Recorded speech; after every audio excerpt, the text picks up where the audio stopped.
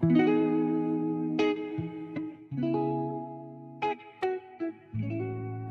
सद्गुरु श्री स्वामी समर्थ। चला आपण आता सुट्टीचं कालवण कसं करायचं दाखवते। म्हणजे ते छोटा जवळा असतो ना, ते कालवण कसं करायचं ते मी तुम्हाला आता दाखवते।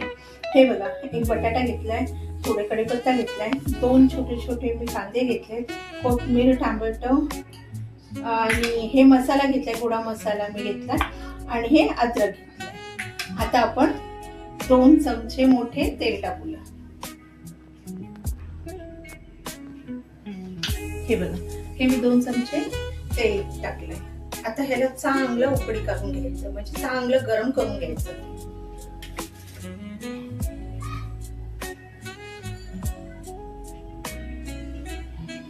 आता आपण कढीपत्ता टाकूया।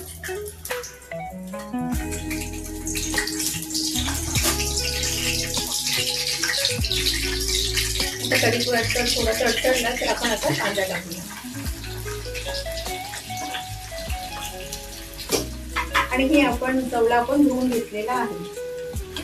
आता ह्याला चांगलं आपण लाल होईपर्यंत परतून घेऊया।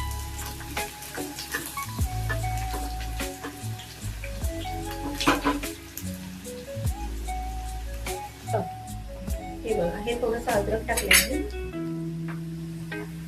हळद, 1 चमचा मसाला,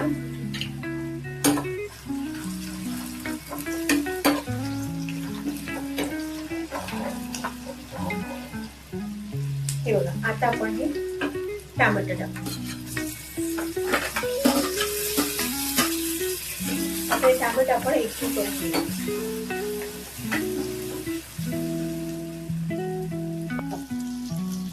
आता आपण हा थोडासा गोडा मसाला टाकलाय। मी 1 चमचा मोठा गोडा मसाला घेतलाय। ह्याला चांगलं परतून घ्यायचं। हे बघा, त्याचा कलर बघा किती सुंदर आहे।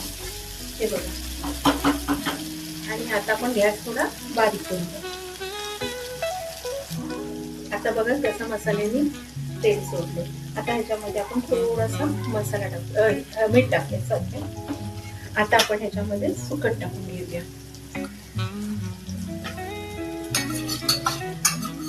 काय काय सुकट बोलतात, काय काय जवळा बोलतात, आणि सुकट बोलतात। आणि नंतरला आता आपण हे थोडी बटाटे टाकून घेऊया आणि ह्याला परतून घेऊया आपण।